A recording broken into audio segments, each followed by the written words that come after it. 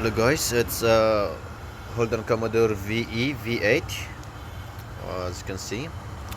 Today I'm going to show you how to replace the alternator belt and power steering belt, and you can see how it line up from the pulley.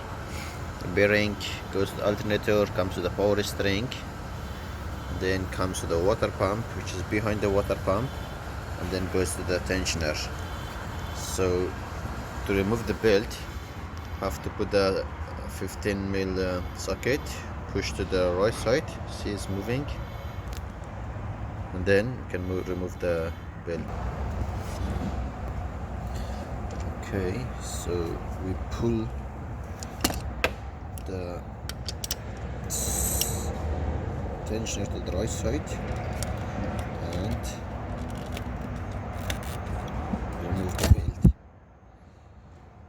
and that's all. Okay, so the same way when you put it back, we line it up. At the end, we push down, put the belt, leave it. That's all. Thank you.